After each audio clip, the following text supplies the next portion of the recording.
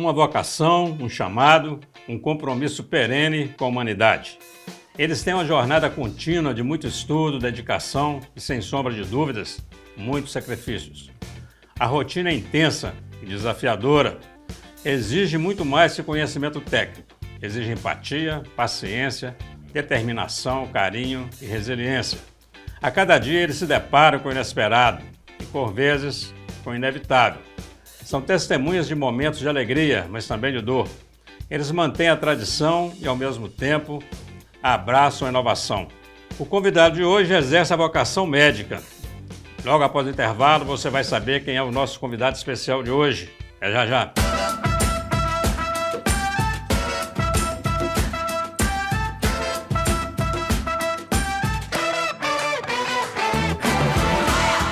Olá, estamos iniciando mais um Começo de Conversa, o programa de entrevistas mais assistido da região, que você pode acompanhar pela UNEC TV, mantida pela Fundação Educacional de Caratinga, pela TV Sistec, pelo Super Canal TV e, claro, pelas mídias digitais. Todo conhecimento criado tem como base o conhecimento que já existe. E por isso começa o programa com a frase do Isaac Newton: se enxerguei mais longe é porque me apoiei em ombros de gigantes. Além da vocação médica, o entrevistado do programa de hoje também é mestre em compartilhar saberes e proporcionar experiências engrandecedoras. Afinal, ele é o professor. Aí eu estou falando dele, que é filho de Antônio de Araújo Cortes e da Heloísa Bastos Cortes. Ele nasceu em Caratinga, mora atualmente na cidade do Rio de Janeiro. Tem 73 anos, é médico e professor de medicina na Universidade Federal do Rio de Janeiro. Graduado em medicina, tem pós-graduação em residência médica e MBA em gestão. Tem doutorado em medicina, fellowship em hematologia e oncologia na Universidade da Califórnia, em Los Angeles, nos Estados Unidos, e pós-doutorado na mesma universidade. Já foi diretor da Divisão Nacional de Doenças Sexualmente Transmissíveis, AIDS, no Ministério da Saúde. Fundador e coordenador da disciplina de Oncologia da Faculdade de Medicina da UFRJ. Diretor-geral do Hospital Universitário Clementino Fraga Filho, da mesma universidade. Seja muito bem-vindo ao Começo de Conversa, doutor Eduardo Cortes. Prazer recebê-lo aqui, doutor. Sei que está de férias, mas aceitou o nosso convite para estar conosco aqui. Muito obrigado. É um grande prazer. Eu que agradeço o convite. Fala para nós, Rio de Janeiro, como é que foi essa ida para o Rio de Janeiro? Você foi para estudar no Rio de Janeiro? Ou tem família no Rio de Janeiro? Não, eu fui para estudar no Rio de Janeiro. Vai estudar, saiu de Caratinga com quantos anos? Saí com 17 anos. E fui primeiro para Belo Horizonte, Vitória, depois que eu fui para o Rio. Rio de Janeiro. E aí fiquei por lá. Pois é, virou carioca? Não. Não? Mas gosta do Rio, né? Quem é mineiro não consegue virar outra coisa, né? E pegou a mania de carioca, não? Daquele que você fala, eu vou lá na sua casa e não vai nada? E nem dá o endereço. E nem dá o endereço? Porque o mineiro fala, vai lá em casa, e ele vai mesmo, né? Vai mesmo. No Rio de Janeiro você fala, vai lá em casa, já sabe que aquilo ali não vai nunca, né? É verdade, é verdade. Mas os amigos sempre vão. Quando o senhor saiu daqui de Caratinga para estudar, e naquela época era preciso fazer isso, né? Quer dizer, você não tinha em Caratinga condições de fazer um curso desse, né? É uma coisa bacana. O senhor voltando hoje aqui, o senhor vem muito a Caratinga, está aqui de férias. É bacana ver isso, você saber que tem universidade boa, que tem bom centro universitário, que o aluno não precisa mais, vai se quiser. Mas se quiser, ele estuda por aqui, estuda aqui na região, né? Bom isso? Isso é muito bom. Eu acompanhei desde criança, né, um pouco a criação dessa... Era Faculdade de Filosofia, Ciências e Letras de Caratinga. Foi um movimento que surgiu na comunidade e tinha em Muriaé, mas não tinha aqui, eu acho que nem em Valadares ainda tinha. E o meu pai, que era uma pessoa muito ativa aí na comunidade, não apenas vereador ou prefeito, ele foi muita coisa, cooperativa de leite, presidente de clube Caratinga, CTC, daquele colégio CNC, ele também participou de trazer, então ele fez parte desse movimento. E tem umas histórias interessantes aí. Então, quer dizer, a Faculdade de Filosofia, ela antecede a própria criação da Fundação. Quer dizer, Sim. É a semente, né, dessa história que já tem 62 anos, faz esse ano. Por aí. E que história legal que o senhor lembra desse... Eu lembro do movimento, assim, né, das pessoas quererem fazer. Caratinga tinha uma tradição também cultural interessante. Eu me lembro de um jornal, chamado Jornal de Caratinga, à época, tinha um encarte, saía semanal, chamava O Juízo. E quem escrevia nesse juízo, muito capitaneado por uma pessoa que não se fala muito, chamava Augusto Ferreira Neto. O pai dele era o dono da gráfica que fazia o jornal.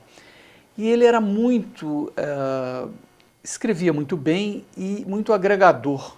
Então quem escrevia no Juízo era criança, Ziraldo, Etienne Arregui, um que não é muito conhecido, chamado, se não me engano, João, o primeiro nome dele, João Pena, que nem eu acho que seja da mesma família Pena. Esse caratinguense se destacou muito no jornalismo de Brasília. E quem mais? Várias pessoas escreviam no Juízo, quer dizer. E já tinha essa tradição cultural. Depois o Ziraldo, o Etienne Arregui, que chamava Etieninho, né? Acho que ele era irmão do Dr. Maninho, que era prefeito. Muito bem. Então já tinha essa tradição e foi um movimento muito grande. E dessa época o seu pai era prefeito, porque foi um grande prefeito, um prefeito reconhecido em Caratinga, é homenageado por isso e é bem lembrado. E como o senhor disse, ele participou da criação ou da implantação de coisas importantes aqui na cidade, né? Como é que era ser filho do prefeito? Bom, a gente era muito visado, né? Pois é, por isso. Mas uma coisa que me dava muito conforto era que ele era uma pessoa respeitada. Porque é muito ruim ser filho de um prefeito, de um vereador, que tem fama de ladrão, que tem fama xingam, né? Pois é. Que xingam. Então, era assim muito... As pessoas tinham muito respeito por ele, né? Ele era uma pessoa que não prometia, ele fazia. Eu me lembro quando ele candidatou e ele falou assim, eu vou calçar a Rua Santa Cruz. Aquilo era um tabu, todo mundo falava. E eu tinha um colega no colégio estadual, que falou comigo assim, vai nada, todo mundo fala que vai. Eu disse para ele, vai sim. Então, depois eu fiquei com medo. Com medo de não calçar, né? Era muito bom, né, de você ter um pai prefeito que era respeitado. E ele calçou, fez rede de esgoto, fez tudo. E levou o calçamento, naquela época era pedra por pedra, né? Não era asfalto que você... Uma semana você asfalta quilômetros. Tinha um cara rede de esgoto e de água na picareta. Então, todo o saneamento ele fazia antes de calçar. Então, essa parte, entre vários outros exemplos, né, organizou também a prefeitura, então era confortável. Eu imagino que ser filho de um prefeito que chamam de ladrão, de incompetente, deve ser muito ruim. Muito ruim. Verdade. Medicina. O que foi essa escolha para fazer medicina? Saiu, você quis ou tem influência de alguém? Meu avô era médico. Muito bem. Formou em 1900. Seu avô, pai de pai? Pai do seu pai? Da minha mãe. Pai da minha mãe. Mas eu diria que não foi isso. E eu tinha, assim... Eu gostava muito de física, de matemática. Não foi uma... eu era bom em biologia, vou fazer medicina. Não. Eu pensei muita coisa, eu gostava de direito, pensei em engenharia, mas acabei fazendo medicina. Era um desafio também. A gente, quando é adolescente, a gente gosta de... Mas gosto muito de medicina e me sinto muito realizado nela. Que bom para a saúde, né? Que o senhor se tornou médico, é pesquisador também, mestre, doutor nessa área, e a oncologia. Porque aí o senhor vai fazer uma especialização, fez mestrado em oncologia, um MBA? Não, eu fiz a especialização nos Estados Unidos. Lá em oncologia? Eu fiz... Oncologia e hematologia? E hematologia, porque era um programa combinado, nos Estados Unidos é assim, tinha uns programas só só hemato e o programa combinado, que era um esforço maior. E pode pensar aí na oncologia hematológica, é isso? Nesse sentido? Não, é hematologia mesmo e oncologia. Você estuda a hematologia, estudo de coagulação, as anemias e também a parte de câncer hematológico. E estuda e faz a oncologia também. Exigia mais da gente, mas os americanos todos iam para essa área. Então eu fiz lá aquilo que o americano faz. Não foi um curso para estrangeiro, nem nada. Que é um esforço muito grande. Foi um esforço muito grande. É um curso oferecido para o americano. Eu fiz o que o americano fez. É tipo eu fiz uma residência, o fellowship. É a residência da especialidade, onde você já tem todo um passado, um background para você fazer, então, essa especialidade. Nós vamos fazer um intervalo no primeiro bloco, vamos voltar para o segundo. Eu quero voltar no segundo bloco, o senhor falando sobre isso, a questão do câncer, por exemplo, que tem notícia, né? Eu não sei se isso é real, eu quero que o senhor fale isso para nós, que ele está tendo uma incidência em pessoas mais jovens. Se isso é verdade, se é mentira, e por que, se é estilo de vida. Rapidinho, você não sai daí. Conversa aqui sensacional com o Dr. Eduardo Cortes. Nós voltamos já já. Olá, estamos de volta com o segundo bloco do Começo de Conversa especial, recebendo aqui hoje o médico e professor Dr. Eduardo Cortes. Doutor, vamos lá, sobre a questão da incidência do câncer. E o senhor que é um especialista nisso, o senhor tem percebido isso? Quer dizer, pessoas mais jovens apresentando essa doença? Olha, eu acredito que não tenha havido uma mudança de uma incidência maior. O que tem havido é uma capacidade de diagnóstico maior. Então, aí você diagnostica pessoas que muitas vezes, décadas atrás, morriam, não sabia por quê. Hoje em dia, com esse arsenal diagnóstico, se descobre. Existe o câncer hereditário, né? Quer dizer, a história familiar é um fator importante. Filhos de pessoas com determinados tipos de tumores têm uma chance, não é que vão ter o mesmo tipo de câncer, mas tem uma chance maior de repetir o tumor. Alguns tipos de intestino, de mama, pulmão, etc. Mas fatores também que existem, né? Fumo, álcool em excesso, uma série de coisas, radiação solar, que facilitam, dieta também. Quando, à medida que você começa a ter mais dieta, você começa quando a humanidade começou a comer mais proteína animal e alimentar melhor, houve um índice também de aumento de ingestão de gordura. Então, dietas com 30% de gordura ou mais de 30%, facilitam o aparecimento de pessoas que já teriam uma certa predisposição e outros hábitos, né? Então, mas a epidemiologia, ela tem sido assim, a não ser, por exemplo, câncer de mama aumentou mais nas mulheres pela mudança de hábito de vida das mulheres. Antigamente, a menina casava muito cedo, começava a ter filho muito cedo, tinha um monte de filhos. Então, a gravidez, pela alteração hormonal que ela tem, ela, entre aspas, protege a mulher do câncer de mama. Também. O uso de pílula anticoncepcional por 10 anos ou mais também facilita. Esse tipo de coisa mudou muito. A mulher hoje está casando mais velha, está tendo filho mais velha, está tendo pouco filho, não está tendo filho. Então, esse tipo de coisa, isso é inexorável, porque a sociedade muda mesmo. Eu não estou dizendo nada contra esse tipo de coisa. Eu estou sendo analítico, estou dizendo esse é um fato que realmente aconteceu. Ainda tem preconceito para tratar desse assunto, né, com clareza, mas já foi muito pior, né? Porque teve um momento da história que não podia nem falar a palavra câncer. As pessoas falavam, está com aquela doença, está com aquela doença. E o senhor quer dizer, o senhor pegou esse período e pegou esse período também dessas mudanças, da tecnologia chegando. A gente pode falar que não é necessariamente uma sentença de morte. Estou com câncer. Porque era assim, né? Está com câncer, você já encomendava o caixão. Era mais ou menos desse jeito, na cabeça das pessoas, né? Dos leigos. Como é que o senhor vê isso? Tem toda a razão, é isso mesmo. As pessoas tinham medo de falar a palavra para não atrair, falava aquela doença. Eu peguei essa fase. Mas isso é um fenômeno histórico. A tuberculose foi a mesma coisa. As pessoas escondiam que tinham tuberculose, não falavam que tinham tuberculose. Elas, por exemplo, falavam fraco do pulmão. Não sei se alguém aqui já ouviu essa expressão. Fulano está fraco do pulmão, mas não dizia a palavra tuberculose. Como era uma doença contagiosa, as famílias escondiam porque ninguém queria que o filho ou a filha casasse com uma família que tinha um tuberculoso. Então o câncer teve esse mesmo preconceito, porque o início, nos anos 40, 50, pouco se fazia para o câncer, né? A grande arrancada começou a vir nos anos 70, 80, porque câncer não é uma doença de órgão, não é uma doença de pulmão, não é uma doença de pulmão, é asma, enfisema, o câncer bronquiectasia. chega no pulmão, né? Chega no fígado. Né? O câncer é uma doença de célula. Então, o câncer de pulmão, ele tem um comportamento biológico diferente do câncer de mama, por exemplo.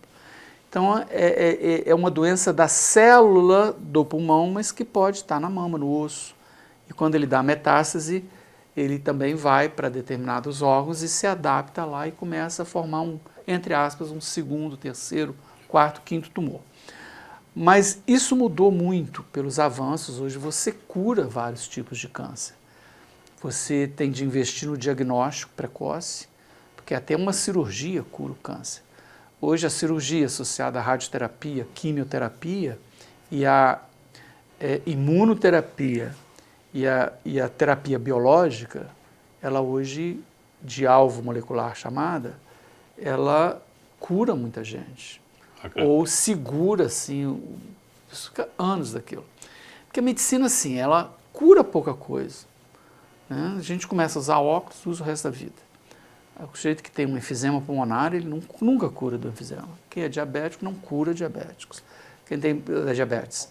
Quem tem pressão alta toma remédio o resto da vida também. Só que o câncer era uma doença de evolução mais rápida.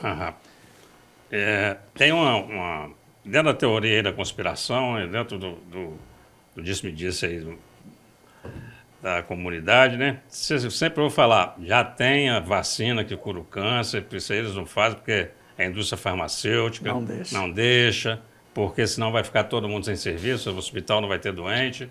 Só acredita nisso? Quer dizer, não tem nada, né? Não, isso é uma fantasia, uma fantasia, né? Mesmo, né? De que nós todos temos, de que já existe uma coisa. Pelo seguinte, a indústria farmacêutica que descobrisse isso, ela ia ganhar muito dinheiro, ela não ia esconder, porque o concorrente poderia ter, né?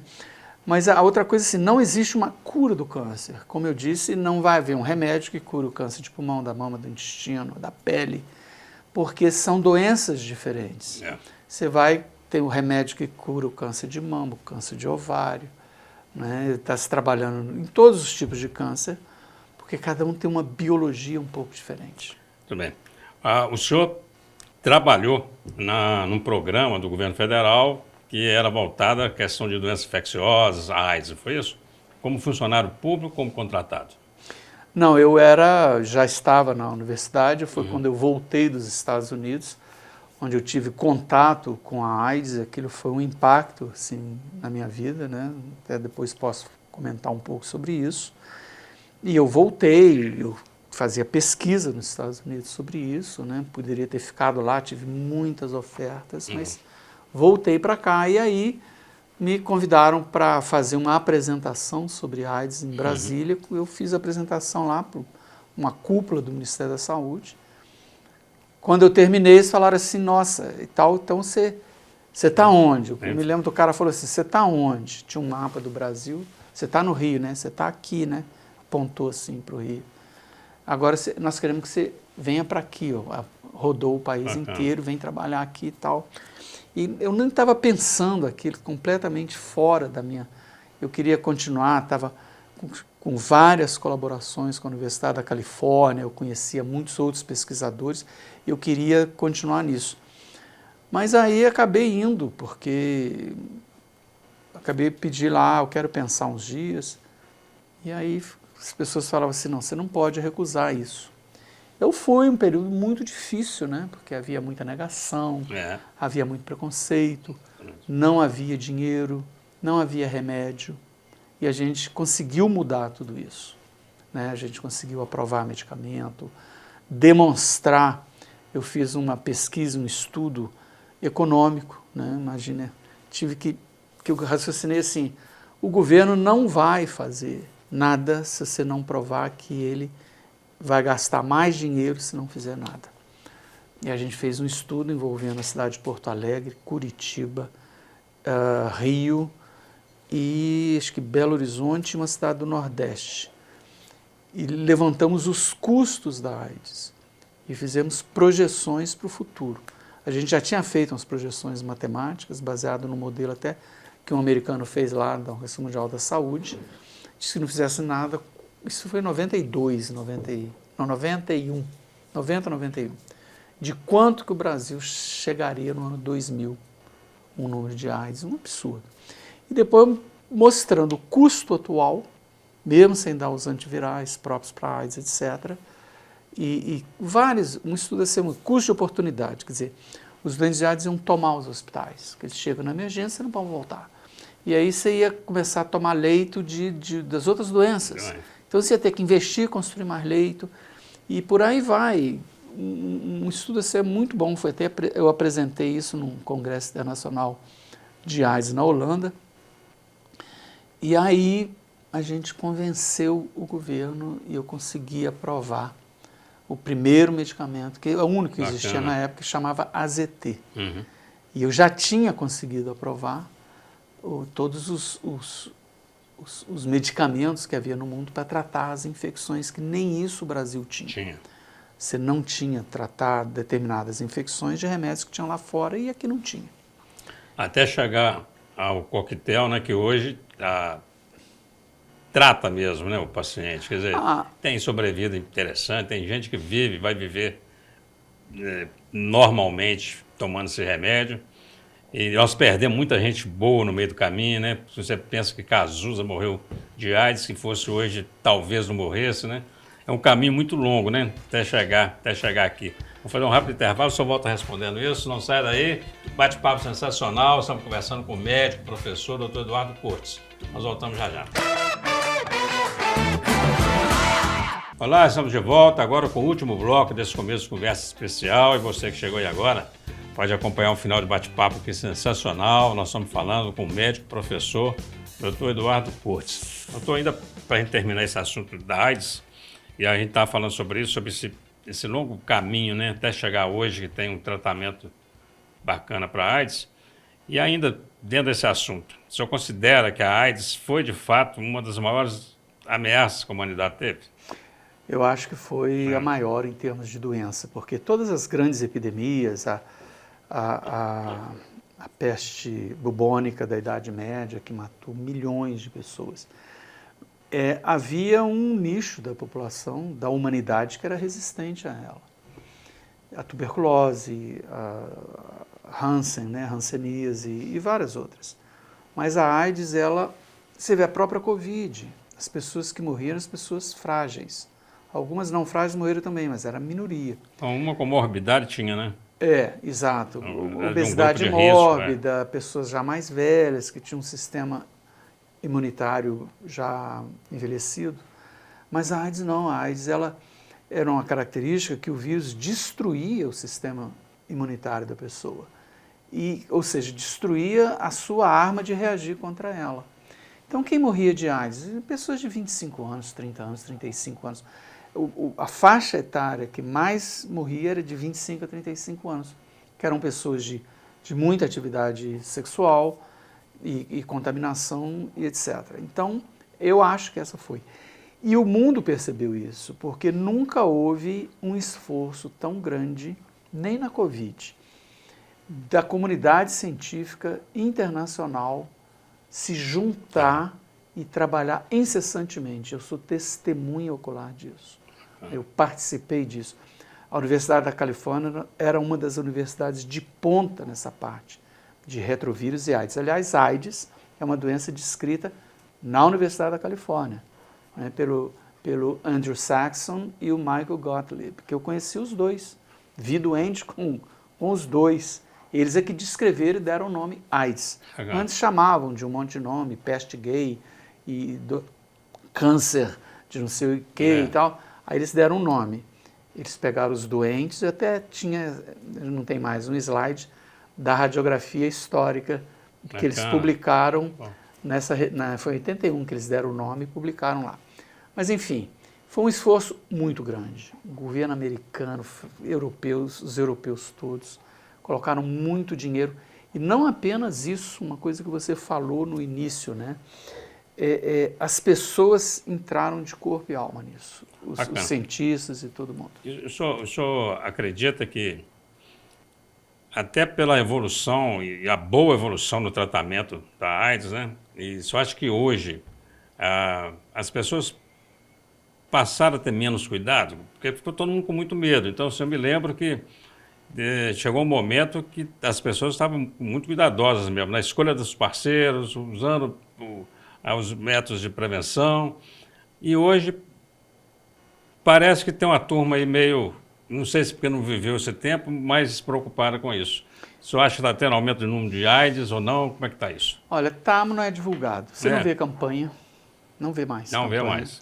Você não vê nas escolas, isso a gente tentou incluir na escola, né? Essa questão de prevenção de doenças e principalmente de doenças contagiosas. E o tratamento realmente virou uma doença crônica, se transformou numa doença crônica. Mas é muito cara, é muito cara. Nós começamos o tratamento, que depois virou lei, e depois o coquetel foi feito por uma pessoa que eu conheci, trabalhamos juntos nos Estados Unidos e publicamos juntos, que era o David Ho. Ele é que falava, eu me lembro, a primeira coisa, ele falava assim, AIDS é uma doença infecciosa, antes de saber que era o vírus, e que a gente tem que tratar desde o início, né, desde que a pessoa ficou infectada, mesmo sem ter a doença. E ele estava certo, ele que desenvolveu o coquetel. Foi o homem do ano da revista Time. Eu conheci bem ele, eu trabalhei junto com ele. Mas virou uma doença crônica. Eu conheço doente, eu não estou mais atendendo esses pacientes, parei há muito tempo, me dediquei mais ao câncer. Então víamos aí há 30 anos. Quando eu fui para o Ministério da Saúde, a gente tinha pouquíssimo, não tinha dinheiro, não tinha nada. Eu peguei um kit de exames e mandei para aqui. Né? Foi uma... Bacana. Privilegiei Caratinga. Esse dia eu estava conversando com as pessoas, não vou citar nomes, aí tinha um doador de sangue aqui que estava contaminado. Já pensou? Nossa, doador. Esse kit detectou. E essa pessoa está viva, eu cuidei pessoalmente dela há muitos anos. Bacana. Isso já tem 30 anos, mais de 30 e tantos anos. Se não Agora, detecta, isso tinha de evitar. Imagina. E isso aconteceu pelo Brasil inteiro. Muita gente foi contaminada. Muita gente. O senhor foi diretor do hospital da Universidade Federal do Rio de Janeiro. É o hospital que a gente chama de Hospital do Fundão, é aquele ali? Sim. No começo da ilha, perto do governador, perto do aeroporto e tal. Eu queria uma curiosidade sobre aquele hospital, porque ele ficou em construção, parece que está em reforma o tempo todo, né, aquele prédio. Tem uma parte dele que foi demolida, não teve? O que foi a parte? Aquilo foi o seguinte, nos anos 50, na época do Getúlio Vargas, já na fase de ditadura Vargas, ele quis construir um hospital de 2.000 e poucos leitos no Rio de Janeiro. O Rio de Janeiro era a capital federal. E, como muita gente que é ditador, tem sonhos megalomaníacos. Então, ele começou a construir isso. A Ilha do Fundão era uma prisão política. Tem uma parte lá onde eu fiz o MBA em gestão, que quando era diretor do hospital, eu falei, não, eu tenho de entender melhor de administração. As paredes lá são enormes, lá era uma prisão política do Getúlio Vargas. Então, quando ele começou a construir esse hospital, ele fez o hospital para 2.000 leitos, só que fez o esqueleto, sabe? O esqueleto e as paredes externas, não tinha nada lá. Depois dele veio quem? O Dutra, né? Depois veio o Juscelino, que focou para construir Brasília, e aquilo ficou parado. Foi na época do Geisel que um reitor da universidade, que era o Muniz de Aragão, ele foi convidado para ser ministro da Educação, e o vice-reitor era o professor Clementino Fraga, da Medicina. Inclusive o hospital tem o nome dele. Tem o nome dele, né? E ele foi reitor, e aí é que eles articularam e conseguiram o dinheiro, mas fizeram só uma metade. Entendi. Menos da metade, tinha uns andares vazios. Aquela parte de lá, ela, como não era usada, foi deteriorando, e implodiram. Provavelmente um estudo melhor não Acho que foi em 2009. E aí ficou aquela parte, um buraco enorme, que eu que fechei na minha gestão, né? Eu conheci bem aquele hospital no ano 2000. Minha esposa fez transplante de fígado. E ela era médica e foi transplantada. Lá. E foi lá. E nós ficamos um mês, até ficamos um mês por ali, né? E teve umas complicações. Então eu rodava aquele prédio inteiro. Tinha uma parte que estava fechada mesmo. Essa parte que seria que depois foi demolida. E depois lá em 2009. Achei interessante exatamente. Isso. Doutor, infelizmente nosso tempo está acabando. Vou ter que perguntar antes aqui. Eu sei que o senhor gosta de Caratinga. Eu já perguntei antes do programa aqui se o senhor era carioca. Você falou, não, ainda não perdi o jeito de mineiro. Ainda falo ai, né? Aposentando, vem para cá mesmo? Olha, eu quero me dedicar bastante, que eu não quero parar de trabalhar. Então eu acho que Caratinga tem algumas coisas que eu vou tentar contribuir com a experiência que eu tive em várias áreas, né? Eu brinco, né, que eu sou bígamo. Casei com a medicina e a educação virou minha amante. Então eu sou um bígamo. É isso aí. Mas eu quero voltar assim e dedicar. Eu nunca saí daqui, a gente nunca sai. Não é? Verdade. Meu tio diretor é daqui. A gente até volta, hoje. né? E quero ver o que possa contribuir aí com os amigos, em várias áreas. Eu quero pensar direitinho. Escrever Bom para livro. Caratinga. Aqui, só tem um minuto aí para suas considerações finais, essa câmera aqui do senhor. Deixa um recado aí para os telespectadores da UNEC TV, TV Sexo, para Canal TV, internautas. É com o senhor. Bem, eu quero agradecer a oportunidade e é um prazer muito grande falar um pouco das coisas. E uma coisa que o Dr. Eugênio falou, de que muita gente morreu, né? Cazuza e pessoas importantes. E eu cuidei de algumas dessas pessoas, não vou citar nomes, mas lembrar que muita gente morreu em geral. E a gente cuidava de pessoas comuns, simples, né? E os dramas que eu vi de mãe querendo que salvar o filho dela, porque era único e ela não tinha mais idade de ter filho, foi um período muito difícil, né? Graças a Deus, a ciência conseguiu resolver esse problema da AIDS. E a mensagem que eu quero dar à minha família, meus amigos, população de Caratinga, eu espero ainda, enfim, trabalhar um pouco por aqui. Muito obrigado. E a UNEC, como eu disse, eu participei inclusive de uma reunião da fundação da Faculdade de Medicina, saí do Rio, fui até lá para dar uma força nisso. E, enfim, é um grande prazer estar aqui. Muito obrigado pelo convite. Doutor, muito obrigado, um prazer. Eu que Sou uma agradeço. referência para nós, para a saúde. Acho que a saúde e a comunidade devem muito ao senhor. Não. Um professor, pesquisador, um vocacionado. Né? A gente tem que agradecer muito o senhor, agradecer por essa entrevista. E a primeira vez que eu ouvi falar desse trabalho seu sobre, especificamente na questão da AIDS, foi quando o senhor foi indicado para a Assembleia da FUNEC, o senhor participou da Assembleia da FUNEC. E aí seu currículo foi lido, eu falei, bacana, que coisa legal. E hoje eu estou tendo a oportunidade de te entrevistar. Muito obrigado. Tá Eu bom? que agradeço. Muito obrigado a você que nos acompanha, muito obrigado pela atenção, pela audiência. Até o próximo encontro, se Deus quiser.